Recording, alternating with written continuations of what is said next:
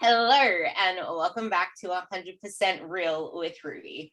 Today, I have Jeremiah Blair, and he works with people from all spectrums. But recently, I've been seeing this amazing woman on his feed, and she went from eating hardly anything, underfueling, overtraining, to now actually spending most of her time in maintenance, pushing it up. And she's seen the most crazy body composition changes. And I guess this brings us into the topic of our conversation. And it's the misconception that the less we eat, the better results we see. And people don't step away from that and realize, okay, but where to from here? Because I'm stuck and there's nowhere else to move unless I want to sacrifice my kids and my husband and maybe my house too. So I'll hand this part of the conversation over to Jeremiah so he can touch into the women that he helps and the problems that he sees going on in this health and fitness pursuit, which isn't really healthy. Yeah, first of all, thank you for having me. I am so honored to be here. After going back and forth for so long on Instagram, it's cool to actually be able to talk a bit somewhat in person. I know we're a very long distance apart, but it's cool to be here.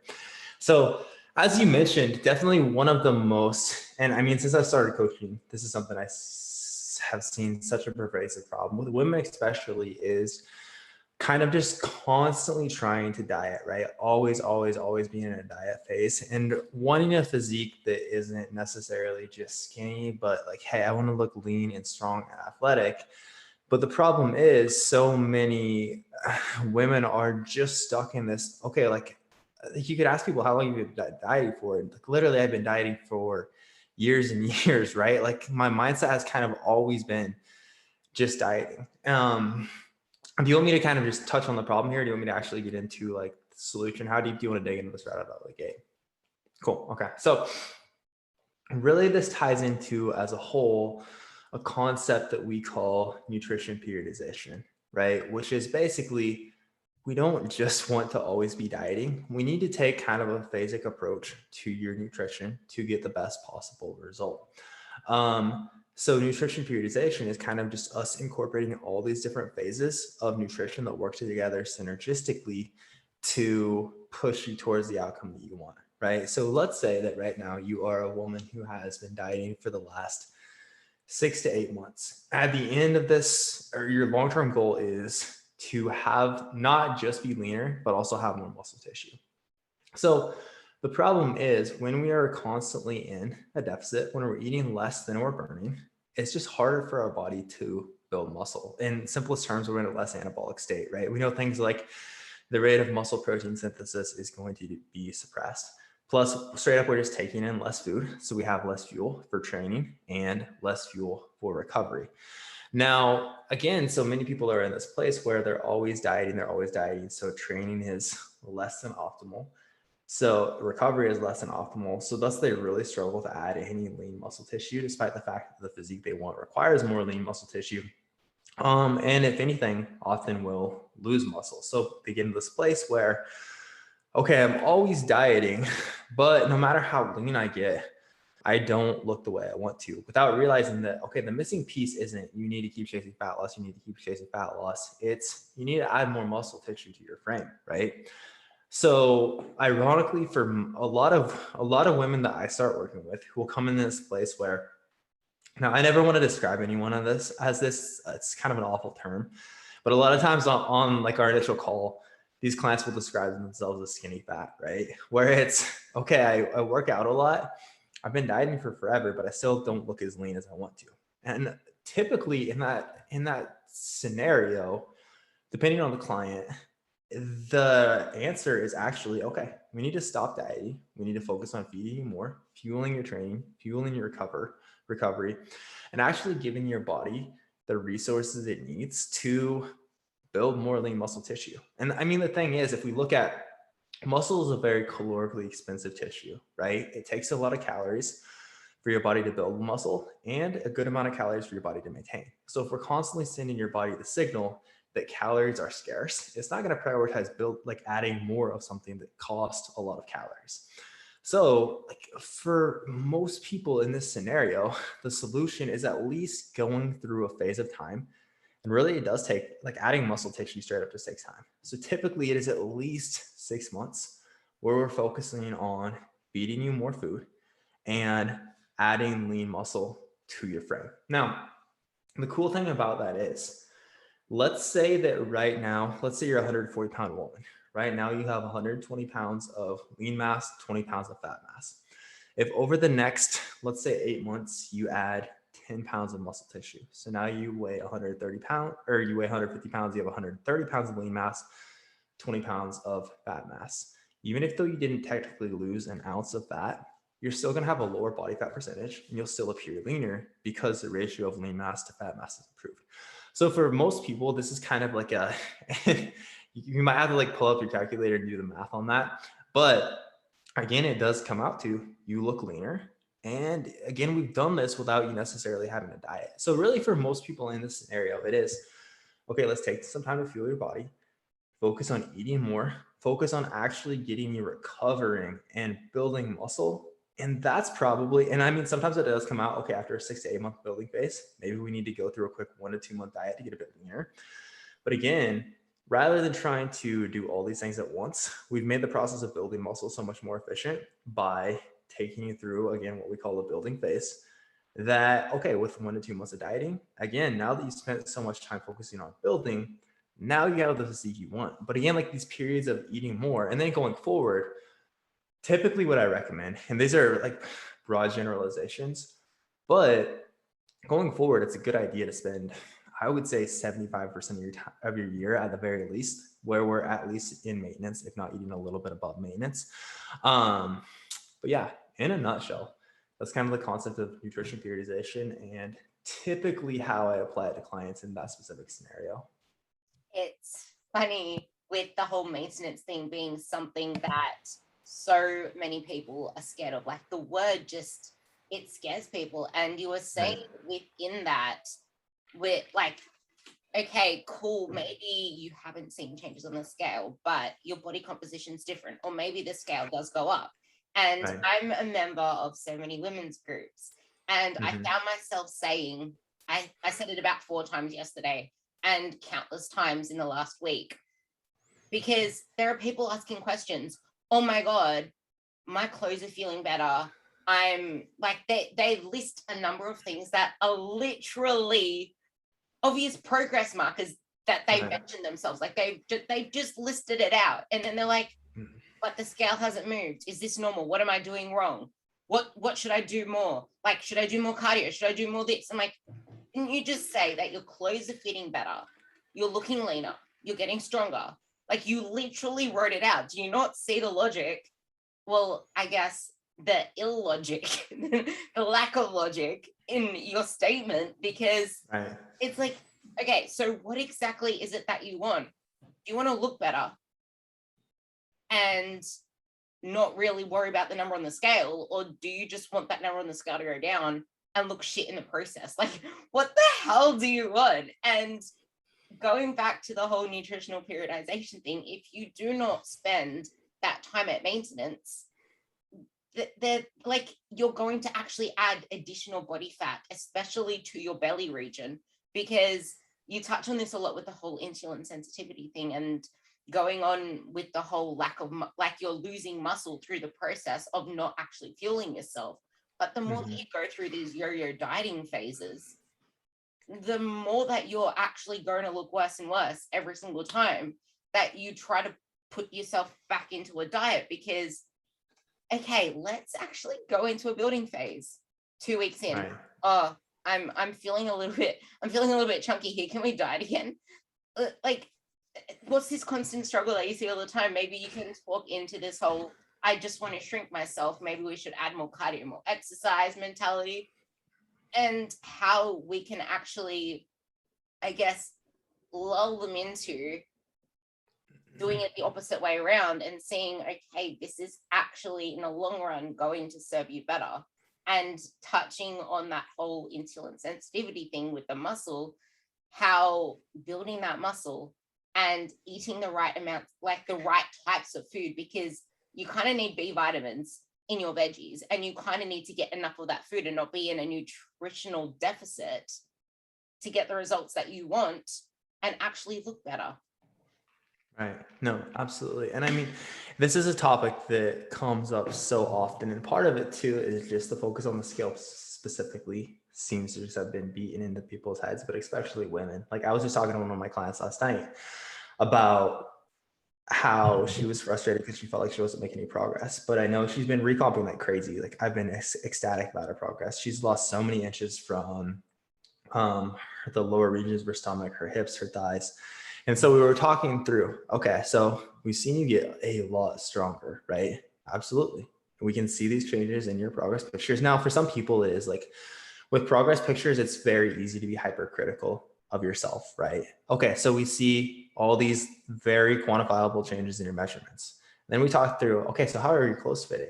It's like my pants have literally like been falling off me. My clothes have never fit me like this in my life. Like my body is changing a ton. So okay, so right, like your body is changing a ton. The scale, but if you're only looking at the scale as your metric of success or failure, you're probably going to be very frustrated with this process. But like you said, especially when it comes to regaining body fat, if we lose muscle tissue, and this is, again, I know you said you listened to Brandon and I's episode, and this is much more like his wheelhouse and something that he's a lot smarter in than I am, but I'm very much like a purveyor of other people's information, I would say. But basically, when we lose muscle tissue, when we're dieting, in simplest terms, our body wants us to regain said muscle tissue back, right? So post diet, if you just, let's say you were like lifting heavy ass weights before you started dieting, then when you started dieting, you switched to like circuit training. Okay. So you're probably going to lose muscle through that process. Or let's say you're not training at all, you're just dieting. You're going to lose muscle through that process, right? So once you end the diet, your body wants to regain said muscle mass. So it will ramp up your hunger signals because basically it's pushing us to eat more food, which will be somewhat conducive to us gaining back muscle mass. But we gain fat mass back at a much quicker rate than we gain muscle mass back at. So thus we're also going to see, and again, this is why we often see people will see this yo-yo effect where, okay, I lost 20 pounds, I gained back 30 pounds, or I lost 10 kg, I gained back 12 kg. Now I lost the 12 kg, but I gained back 15 kg, right? And this is why people get stuck in that cycle over and over. So much of it is not putting enough emphasis on building lean muscle tissue. And like, that's aside from the fact, like, I know the like health benefits of this are a lot more boring to talk about than, hey, you'll look amazing if you have more muscle. But again, from the sustainability perspective of it, like having more lean muscle mass makes all this so much easier for you. I got a little bit distracted from the question, but does that answer it somewhat? It does, especially with the last bit that you said. It's, we can try to put all of these health benefits to our clients, but they don't really care because they come into it with the fact that I just want to lose weight. I just want, right. They're chasing this smaller body and shrinking themselves all the time, focusing on the scale going down, seeing results all the time and the numbers trending down. And then as soon as they get stuck and they literally cannot move anymore, they start to panic, freak out, and it gets so much harder for them to go any other direction than down because they've been doing that for so long. That's the identity that they've attached to themselves. Right. Someone that's always chasing weight loss. Now, we spoke about the forever dieter in all our conversations together. Plus, it's what we introduced this on. But movement and training to build muscle is the thing that we need to actually keep our metabolism alive. And people think, oh, I'm just going to go to the gym and do this training session and burn blah, blah, blah. It's like, you do realize that you're not really burning that much in your training session, because how long do you spend in the gym? Like an hour. What are you doing the rest of the day? Like having that muscle there makes the rest of the day something like a lot more energy expensive because you're moving around more costly mass. I guess this is where we can even touch on the fact that, okay, so women are scared of building muscle. They're scared of the word muscle sometimes because they immediately link it to, I'm going to look bulky, or who really gives a shit about muscle? I just want to lose fat. So I guess you can bring in even case studies of your own clients here, but how can we actually make it a lot more attractive for them to realize, hey, you need to actually lift heavy weight, and your perception of heavy may not actually be heavy. And I guess the way that I also approach this is try to actually make your last reps somewhere around the mark of, oh my goodness, I'm about to fail this rep. And I guess you can also touch into the whole concept of how the fitness space of all these pros and gurus saying, oh, you shouldn't take every rep to failure. Yeah, you can say that to the bros, but to the women, it's probably beneficial to tell them to take it to failure, because they're so used to actually just, oh, I'm a fairy around the gym, and they're not actually putting in that effort. So it actually is beneficial to tell them to take their sets to failure, because their predetermined failure is so much different than the average bro. Yeah, that is a good point. I don't ever want to be stereotypical with any of this, but I have seen anecdotally, typically how this works is most men, it is, hey, you need to reduce the weight. Your form is shitty. We need to lift less and focus on getting your form better. That's the thing that's stopping you from building muscle tissue, at least within your training sessions, or stimulus applied. For women, typically that's when I'm a lot more likely to okay, I see one of your form videos. I literally want you to add like 10 to 15 pounds to this movement next week because you're so much stronger than you think you are. So to touch on the concept of RIR, typically what I'll say is, okay, I want you to think, okay, so we know again, like these reps that are just, and it's very debatable, but typically the number that's thrown out there is 3 reps shy of failure or less is really where we're going to stimulate the most muscle growth, right? So typically I'll assign an RIR target to all my clients' movements. So typically what I'll say is I want you to think, okay, so that's RIR. We have 2 RIR or 1 RIR here. I want you to think, gun to my head, during this set, could I really only do 1 more rep with good form? And that's the big caveat with good form, not like you could, yeah, if I broke my back, I could do 1 more rep, right? And that in and of itself, I found is a big mindset shift for a lot of clients, rather than, okay, so it said a set of 10 to 15 and I hit 15 reps, so the set's done, right? And it's very interesting because, and this is true for women and men alike, a lot of people have just, okay, I was assigned this rep range, so I did 3 sets of 8 to 12. Cool, I hit 12 reps, so I stopped. And I didn't even think, how close was that really to failure? It's very interesting how long, and that's why the people who have been going to the gym for years and they've done okay, I've done 3 sets of 10 back squats for literally with the same weight for the last 3 years and never really think through I wonder how close this is to failure or why this isn't necessarily changing my body. So that is a big piece of typically how we progress it within our coaching service is the first 1 to 2 weeks are very much focused on execution of movements, because especially in the online coaching space, it's so easy to write a great fucking program. Is it okay if I say fuck on here? Okay. Cool. It's great to write a great program it's easy to write a great program on paper and then I wonder when my clients aren't seeing results from this, right? Because so much of that is within execution as well. So typically the first 1 to 2 weeks are very form video heavy for us. And then we shoot back screen recordings breaking down how clients are executing movements, how to change that. Because again, for the best program on paper to translate to actually building muscle, your execution needs to be in place. And then from there, we'll spend the next couple of weeks very much focused on, okay, now let's make sure you really have a good grasp on this RIR target. And typically we'll go through a week where we have a lot of sets that are 0 to 1 RIR. So basically you're taking it to the point where you couldn't do another rep with good form. And then we're having clients do this a lot of execution videos of those sets, right? So again, this is accountability to you taking it to that point.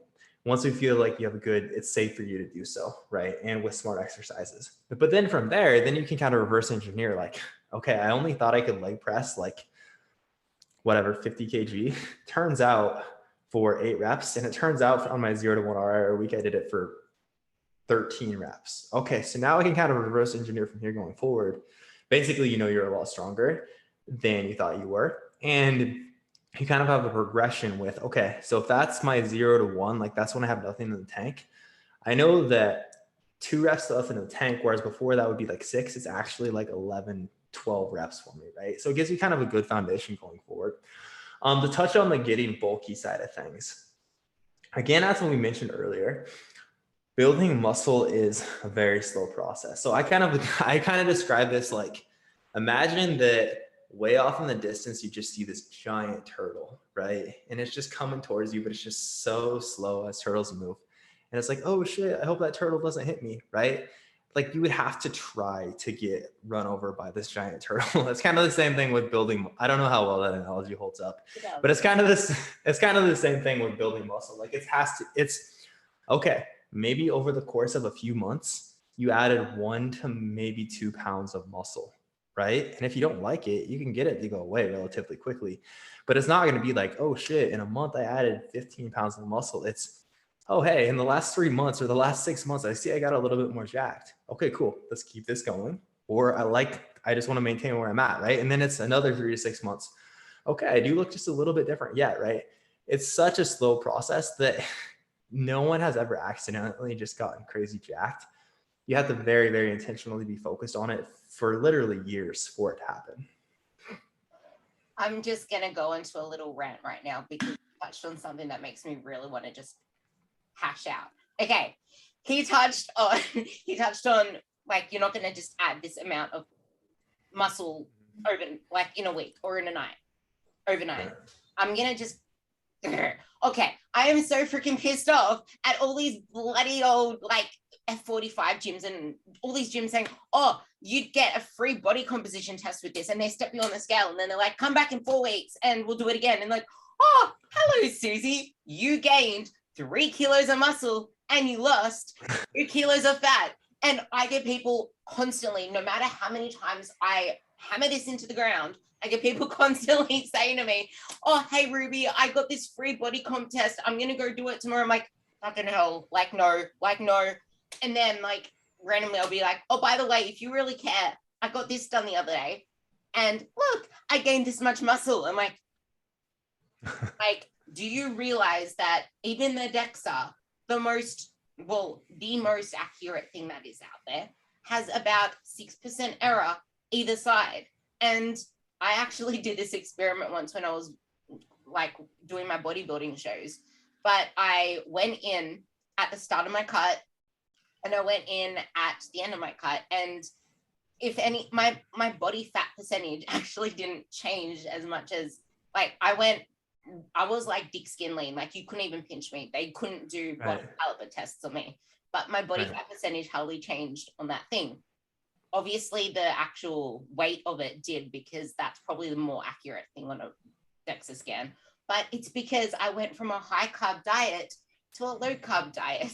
So I wasn't actually holding that much lean body mass, which isn't just muscle, but it's also the glycogen in your muscles and everything else inside, like the carbs for glycogen and the water.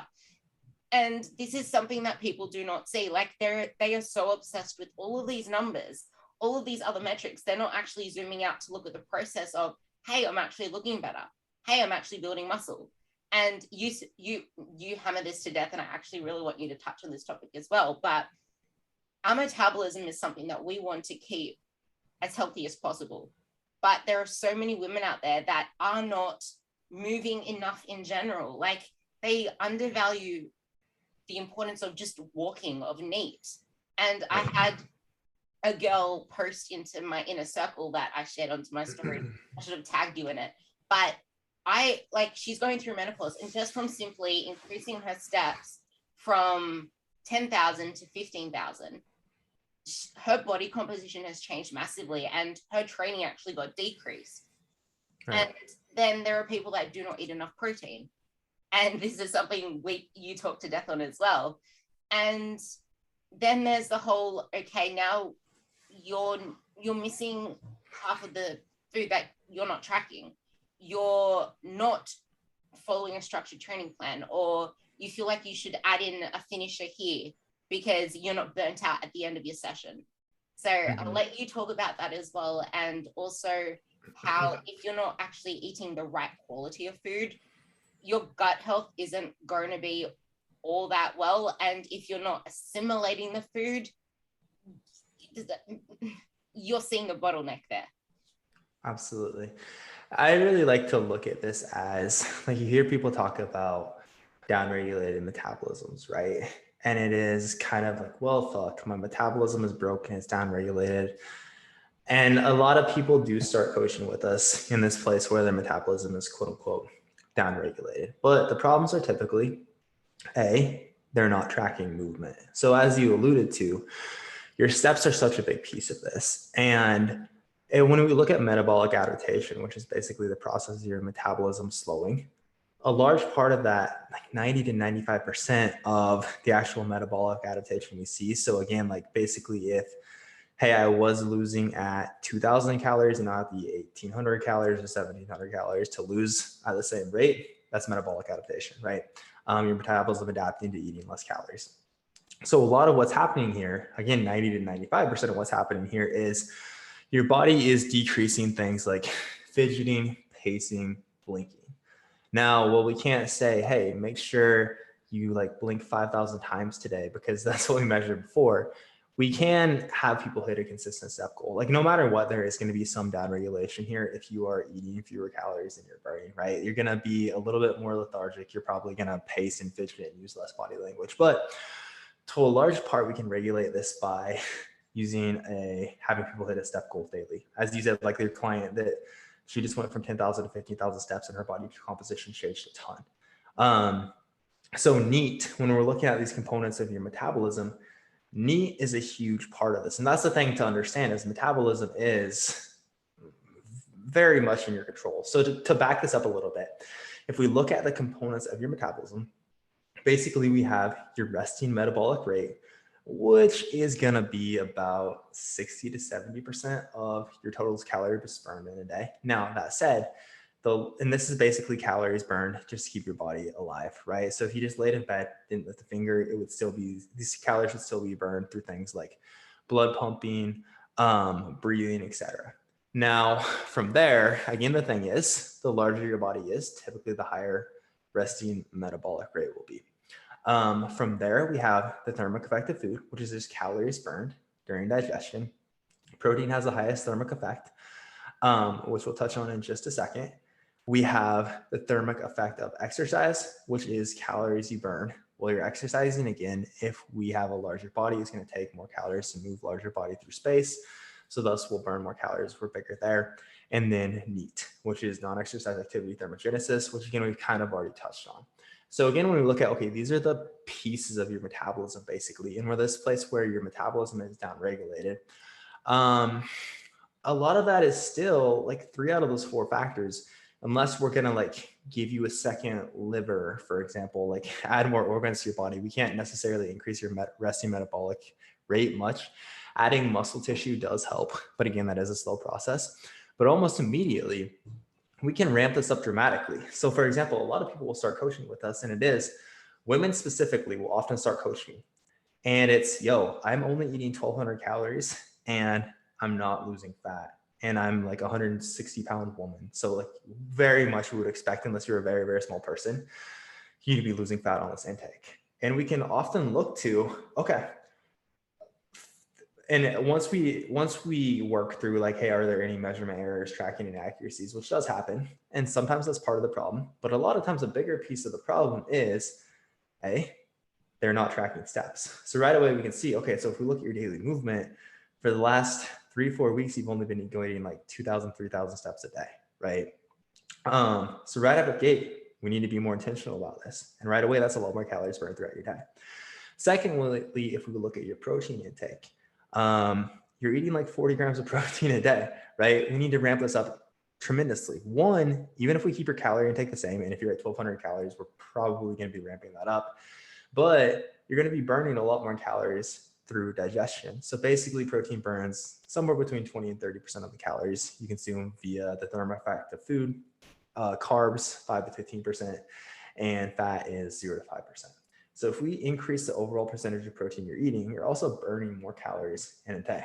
Now, just as importantly, if you're under consuming protein, at the simplest level, protein is going to be the building block of your lean muscle tissue, right? So if you're under consuming protein, you're really going to struggle to add any lean muscle to your frame. So again, you're kind of in this place where you're always pushing your body very hard, but it's really struggling, especially if you're like working out a lot and also under eating.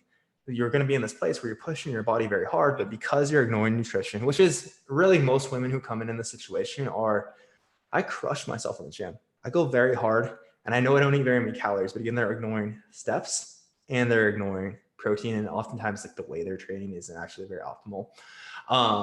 But again, like that's going to be the bottleneck for you adding more lean muscle tissue, right? Which again, we know is going to really help increase your metabolism. It will increase resting metabolic rate slightly. It's not a huge difference. It's like 6 calories per pound of lean muscle mass that you add. But again, the bigger difference is the fact that, okay, you have a more dense body. You're constantly moving a more dense body through space. And that does add up to a lot more calories burned over time. So it's very interesting again, because it's kind of like this, you have this downregulated metabolism and people see that as, okay, I'm broken because of this. When it's really like this, the fix is relatively simple. Again, just the way you're training, focusing on movement and eating adequate protein are just such big pieces of that. Does that all make sense? So much sense. And it is so simple, but it's so hard for women to actually do because it's scary. It's different. It's right. Uncomfortable. It's, hey, it seems too simple though. It's like you want to go complex straight away. Like I had this woman, because she was aiming for a 50th birthday party. After that, she kind of started to like cycle off again. So I'd been pushing and pushing to get her consistent. 1 month later, she's finally getting consistent again. Oh, I want to add in some running. I'm like, we just got you consistent. Let's just keep consistent first. We need the consistency, and then we need to focus on putting more of that energy into the weight side of things. I'm gonna quote two of the posts that you put onto Instagram because I love them. Too many people lose hard-earned muscle while dieting because they start focusing on burning calories in the gym rather than stimulating muscle growth. Your physique only changes from one diet to the next if you've added and can keep new muscle in the time in between. And this comes back to the conversation we just had with you need to get in the protein. You need to move your body. And the biggest thing with getting in your steps is, as I mentioned, you do get more insulin sensitive, which means you use to put into simple terms, you bring in the fuel, which is the food, and you put it into places that actually make your body look better, such as muscle versus fat, because both fat tissue and muscle tissue can be insulin sensitive. But if you're moving your body in a way to build muscle and just move your body, it's going to go to the muscle instead, because what do you need to walk? You need your legs. What is moving you? The muscles in your legs. And the other one I'm going to mention that you wrote, which I love, to create a great physique, spending time in both fat loss and building phases is important.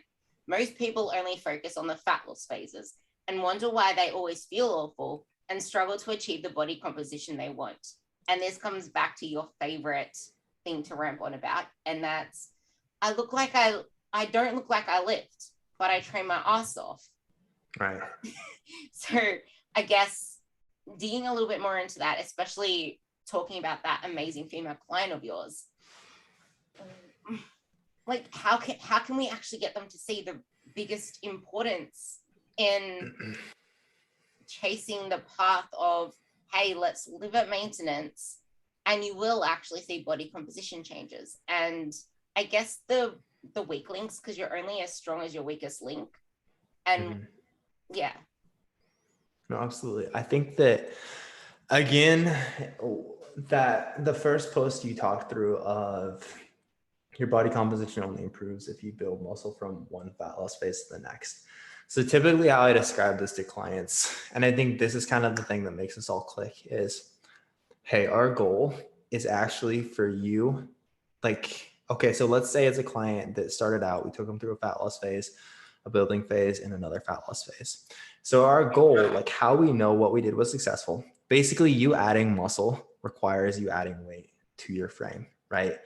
Muscle tissue has weight. It's not weightless, of course. So the goal for anyone, if your goal from 1 year to the next, from whatever time frame, so 6 months to the next, if your goal is to improve your physique, then basically the goal is, because improving a physique requires adding muscle. So basically the goal is for you to get heavier at any given body fat percentage over time, right? And that's like one of the best indicators we have. Like if last time you dieted, and you were, and I don't actually use body fat percentage, like you said, like the DEXA scan, but let's say that the point where you have visible abs and that's like your goal.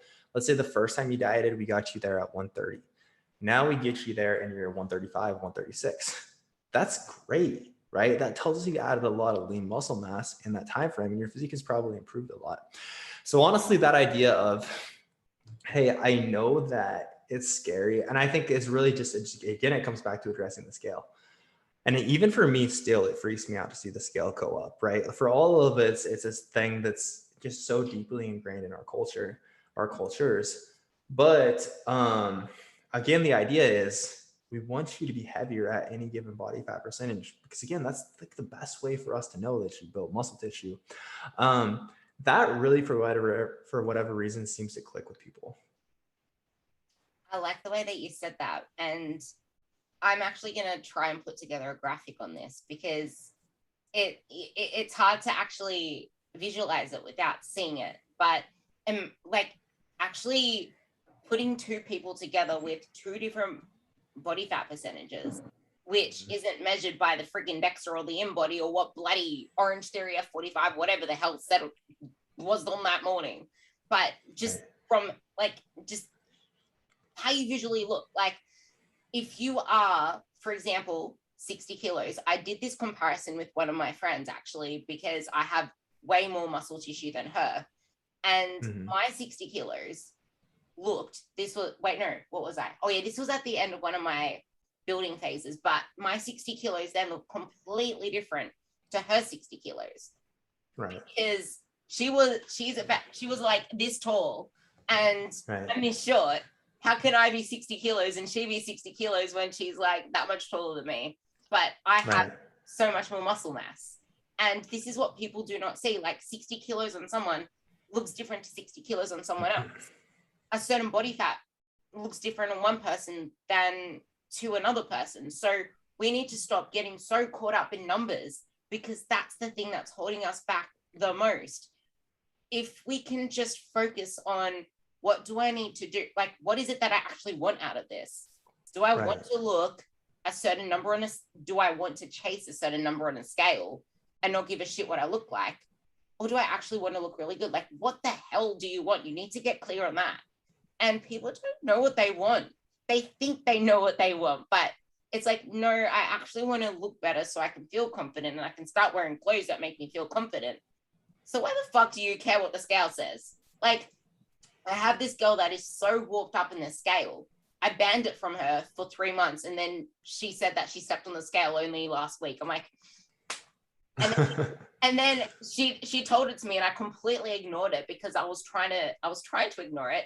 And then in her check-in at the end of the week, she's just like, I lost a kilo. I really don't want to put it back on. I'm really scared. What do I do now? I haven't been as consistent this week. I'm like, dude, you need to keep doing what you're doing. I'm already struggling to get her to eat more because she's a person that hardly ever eats.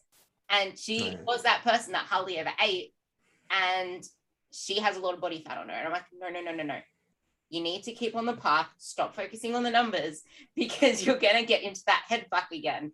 And what would you say if I gave you four things that you would want to put on a massive banner for people to actually stay lean? Like, it's not just about getting lean, but staying lean. Like, what are the 4 big markers and the biggest movers in? Oh, absolutely. I would say first and foremost, the points we talked about earlier as far as eating adequate protein and paying mind to your steps are very, very important. From there, nutrient partitioning, which you somewhat touched on earlier when you're talking about insulin sensitivity, is a big piece of this as well. Like you have to realize that the way that you're training is basically what's one of the primary signals from your body as far as where the foods that you take in are shuttled, right? So whether we're hitting our body with the right stimulus tells our body basically like, hey, are we going to shuttle a lot of this to building muscle tissue? Or again, is there not like a strong enough stimulus that we need to adapt? So thus we can probably store a lot more of this as fat. So again, like basically I would say focus on heavy training, lots of variations of squat, hinge, lunge, push, pull in the 5 to 15 rep range primarily. Take those relatively close to failure, 1 to 3 reps shy of failure for the most part, on an average of like 1 to 2 shy of failure. And then I think that people often too, like once they've achieved a fat loss result, start to overlook the importance of the actual quality of your food, right? Because again, like, and I'm all for some food flexibility. Like, I don't want our clients to ever feel like they're restricted. But on the flip side, again, like if there's a reason you don't just see tons of people just walking around with abs, right? With our modern food environment and the fact that so many foods are literally just designed for us to want to eat more of them. Like they're designed to make us crave more. We're kind of set up in this position where plus most processed foods are going to be a lot more calorie dense and they're going to digest quicker. They have a lower thermic effect than their unprocessed counterparts. So all that means, again, if we're not focusing on like 80 to 90% whole foods, it's kind of going to be like just to eat at your maintenance calories, you're probably still always going to be hungry and kind of fighting to just be at the point where you maintain. And again, it's even worse if you're being too flexible, like if you're following the Twinkie diet example that everyone references, but like trying to lose fat like that. I do too. I use that one all the time. But again, if you're actually trying to lose fat like that, you're going to be really fucking hungry, right? So understanding how much your food quality ties into your satiation is something that I think a lot of dieters and I think a lot of coaches overlook, right? Because the cool thing is now a lot of times when we're dieting, depending on how lean you're going to get, you will just be hungry. It's part of, again, like your body's losing fat and it doesn't necessarily want to lose fat. So it's going to send hunger signals to try to fight back against that. But we can really offset a lot of hunger, but people oftentimes don't do themselves any favors here when we're just, hey, let's focus on eating a lot of whole foods. Let's make sure you're eating plenty of fiber, right? Which again, it's not very sexy. It's kind of like the eat protein and walk more to like fix your downregulated metabolism and focus on building muscle. It's not as cool as if it was like a hack that had something to do with your hormones, but really it's what people need to do. Does that all make sense? So basically I would say focus on eat adequate protein, focus on food quality, and actually always train in a manner that's conducive to building muscle. You mentioned an important sentence there, and that's don't be scared of hunger, but at the same time, you can do your best to make it less of torture. And I've been going back and forth on this on my stories. I don't even know if you saw my rant, but there are people that are so on this side of the scale or on that side of the scale. Or if you're dieting and you're putting in all of these crazy volume foods and eating so many, like putting so much veggies on your plate, then you're not doing it right. You have a bad relationship with food. If you're adding zucchini to your oats and egg whites to your oats, you have a bad relationship with food. Just eat the fucking oats or just change the source of food. It's like, no, I love my oats. So why not make it more voluminous? Like there is nothing wrong with that. It's like you're promoting health, yet at the same time shooting people down for actually adding healthy food to their plate. It's like, no, that isn't a poor relationship with food. That's I actually want to enjoy my food. I actually don't want to feel like I'm dragging ass around the house and be full enough to actually be a mom, for example. And it's like, yes, add more veggies to your plate. Don't eat like, you need to realize that for every yes, there is a no. If you're saying yes to a muesli bar or a protein bar, you're okay. Even a protein bar, it's like this tiny thing compared to something of the same caloric value that you can put into a whole bowl. And when training to make you feel tired, to make you burn calories, and not focusing on actually progressing that, and then realizing that what you do in the gym needs to then be matched with your nutrition, and like you said, with the quality of your food. I really want to keep honing in. The quality of your gut health matters, because if you're stressed out in terms of stress through not getting adequate nutrients in your body, stressed out through the way that you're training like a bloody donkey in the gym, or stressed out from general lifestyle, you're not actually going to do anything conducive to your fat loss goals, because your gut is a mess. It's not absorbing the protein. And I do want to add on to that point. Protein, like enzymes, are made out of protein. You need enzymes to actually drive your metabolism. If you're not getting in enough protein, your metabolism gears aren't going to move. So just wanted to add that on. And then the favorite point, which I want to segue into, is you're not making the changes because you're under eating protein and carbs. Now, carbs is on a spectrum. There are people that will not do well with a lot of carbs because they have a lot of body fat and they need to actually become more insulin sensitive first. But you need to have carbs in it. They're not the devil. It's just being more strategic about it. Maybe you can actually touch on why carbs aren't so evil to women who think that they're going to get fat off eating carbs because Karen says that fruit and bread make you fat. Yeah, no, absolutely. And I mean, the insulin sensitivity piece of it is, and it is a very nuanced topic as well, right? I will say that most people who start coaching with us that are worried about their or not even worried about insulin sensitivity, but worried about carbs, typically are already relatively lean. Again, the problem is they don't have the physique they want because they don't have a lot of muscle tissue. So insulin sensitivity is a little bit less of a concern, but also one of the best ways to increase your insulin sensitivity is going to be through resistance training, right?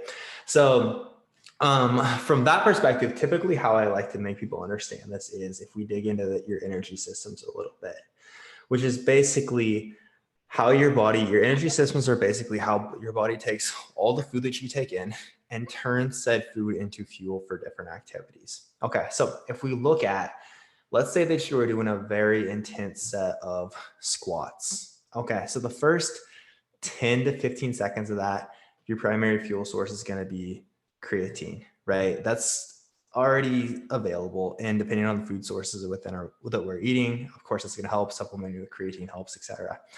Now, after that, after about 10 to 15 seconds, and that's what we call your anaerobic alactic system, is what is fueling those first 10 to 15 seconds. From there, then your body transitions to what we call the anaerobic lactic system. Now, this is fueled by carbs. So really most anything. Now, all your energy systems are kind of working at once. So it's not like it's just only this energy system, but primarily we're going to be fueled by the anaerobic lactic system, which is fueled by carbs. And that's responsible for about 15 to 30 to 40 seconds. So the thing here is, if we look at the way that you would train to add lean muscle tissue, most of your sets are going to probably be somewhere between 20 and 40 seconds. Would you say that's accurate? About right, yes. Right. And then you see that women don't really rest between sets. So you get the expensive ones as well. That's a whole nother topic we get into as well. And then from there, your body switches over to your aerobic system. Now, the thing is, like, as we switch through these systems, the further along we get into that hierarchy, the less power we're able to output, right? So we need to be able to use these first two energy systems, our anaerobic alactic and our anaerobic lactic systems, to actually train hard enough to stimulate muscle growth. Now, the problem here is, again, as I said, that second system, which is going to be the majority of what's fueling most of our training focused on building muscle, is fueled by carbs. So if we're under consuming carbs, again, that system is basically short on fuel. So then we're really going to struggle to push ourselves hard enough within our training or be able to get close enough to actual true muscular failure to stimulate growth, right? And then again, it is okay. Then that can create a whole another like cascade of effects downstream. Again, like, okay, I have less muscle tissue because I've been eating less carbs, so thus my insulin sensitivity is worse. Or we already talked about like the potential ramifications as far as regaining body fat if you were losing muscle.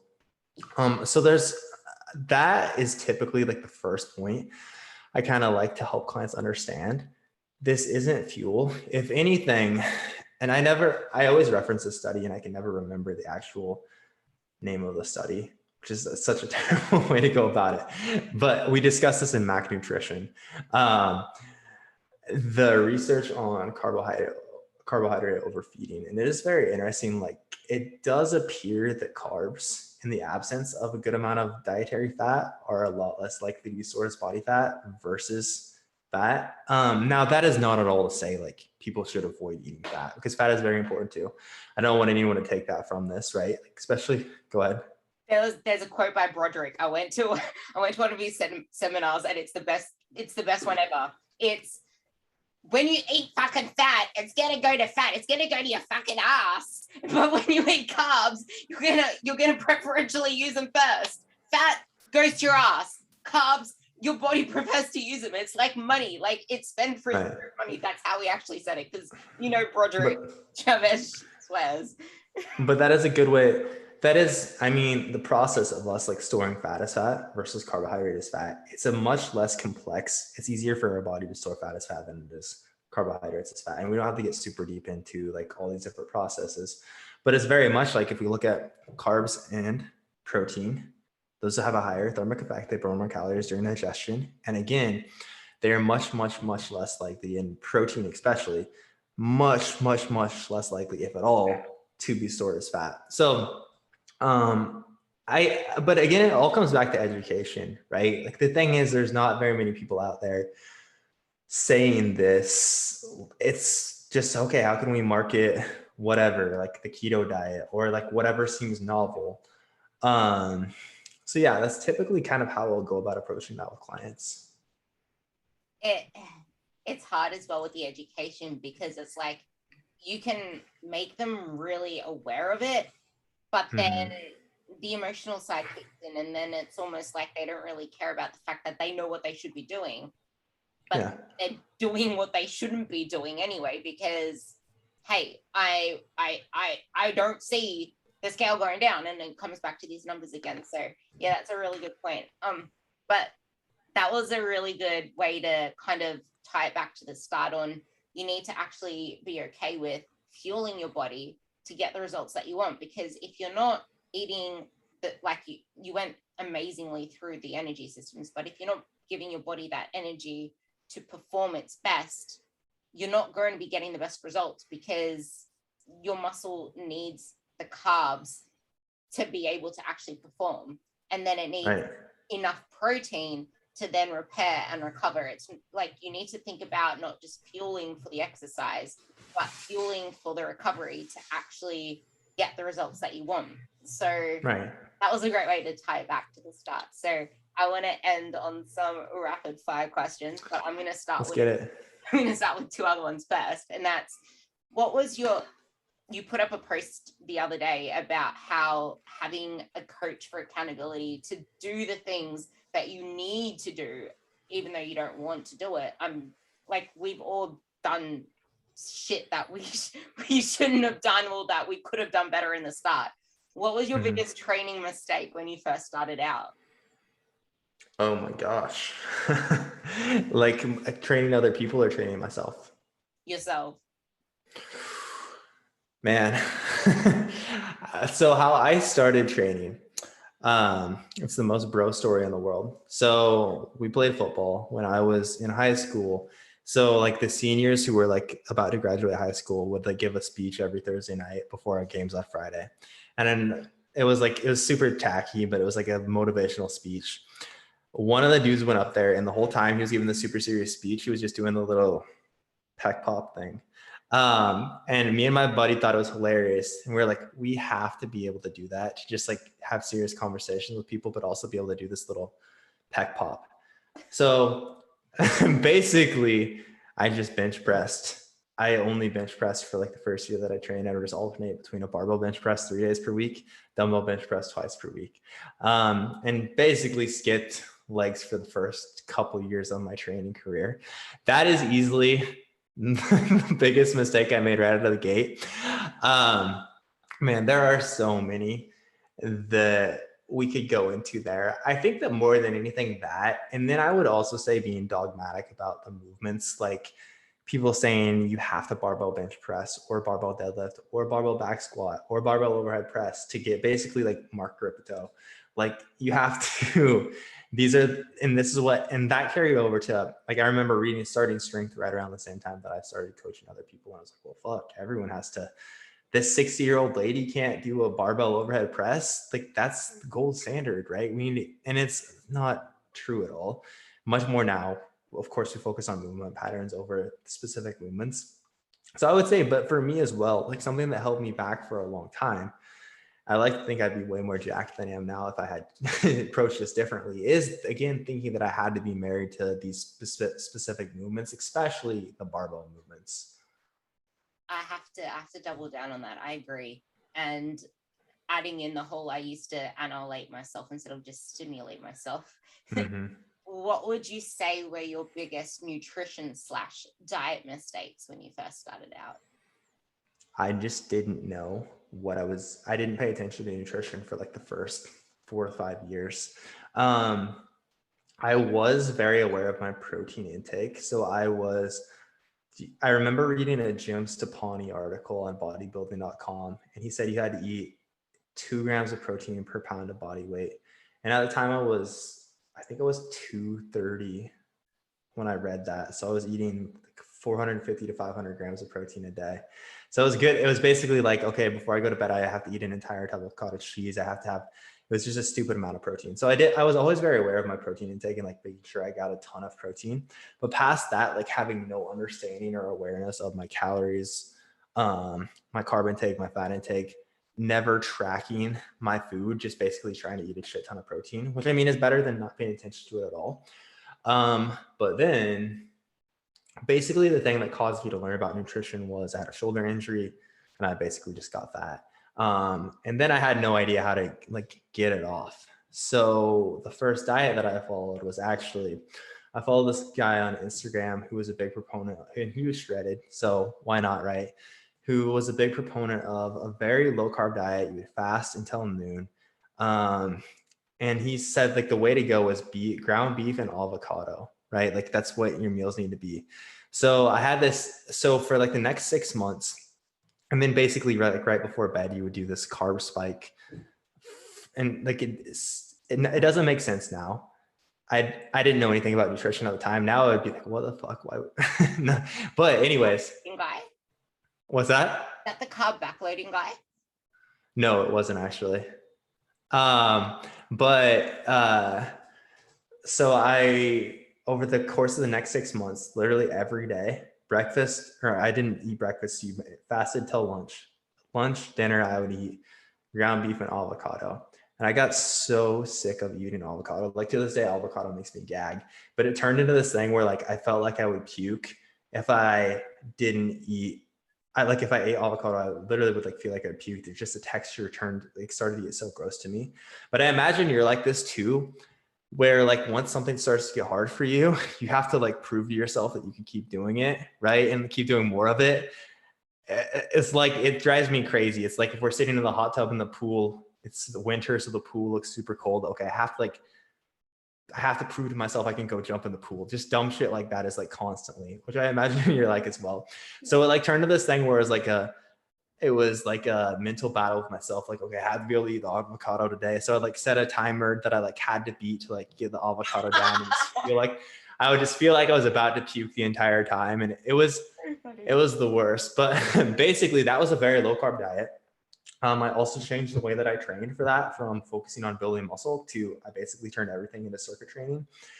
And at the end of that, I was just a skinny fat dude. I had lost a ton of muscle. I felt terrible. I remember going to try to do a pull-up, and it was like I could barely do one chin up. And before that, I had built a lot of muscle. Like I had gotten very strong. And then it was like, wow, this really didn't go how I had planned. I had lost like 30 to 40 pounds, but it was not at all like the body composition that I wanted. So long-winded answer, but I would say that was definitely my biggest nutrition mistake. I'm so happy you actually made it long-winded, because that in itself is the most powerful thing. Like, everyone can actually say, hey, look, I did this really dumb nutritional approach, and now I'm a skinny fat dude that just looks like that has no strength and looks probably just like a potato sack.